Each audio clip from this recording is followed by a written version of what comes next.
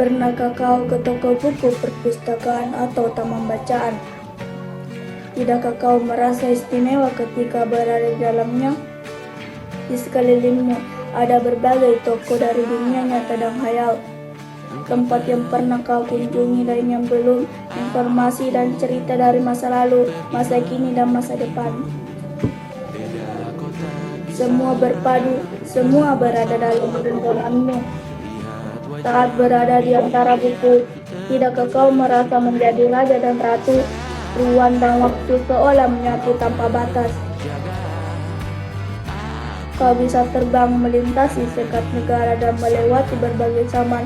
Kau bisa menyelam ke dalam samudra melayang di angkasa. Bercanda dengan aneka satwa dan berkelana di tengah padatnya kota, juga di rimba raya. Kau tahu, buku adalah jendela dunia, kunci pengetahuan dan pintu wawasan. Muhammad Hatta, sang proklamator, berkata, "Aku rela di penjara asalkan bersama buku, karena dengan buku aku bebas." Melalui buku, manusia terbebas dari ketidaktahuan. Tempat-tempat yang dipenuhi buku adalah harapan berkembangnya pengetahuan dan wawasan. Apa jadinya jika kota tanpa buku? Pantaskah dia disebut kota? Di kota itu, mungkin kabar datang dari sumber lain dari koran, televisi, atau internet. Mungkin informasi dan cerita datang dari cerita nenek moyang, bagai dongeng-dongeng sebelum tidur. Irama warga pun tiada beda, bangun pagi, bertebaran di muka bumi untuk berbagi keperluan, untuk kembali pulang siang atau sorenya. Setelah itu, mereka berangkat tidur dan memulailah di hari berikutnya. Semua serupa. Di kota itu mungkin ada bangunan bernama perpustakaan.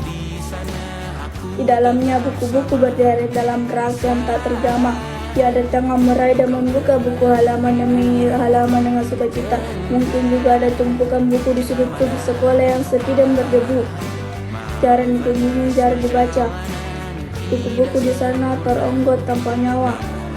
Bagaimana dengan kotamu? Mungkin kau tinggal di tengah kota yang megah, atau di gang sempit, di desa terpencil, di sisir pesisir, atau di kaki gunung. Adakah perpustakaan, taman bacaan, atau toko buku di dekat rumahmu? Jika ada, apakah tempat itu menjadi wadah berkumpulnya anak-anak dan warga? Menjadi pusat berkembangnya wawasan dan pengetahuan, atau hanya menjadi pajangan? Maukah kau menjadi orang yang menghidupkannya? Kau bisa mengunjunginya dan menghadap teman membaca dan berbagai cerita di sana.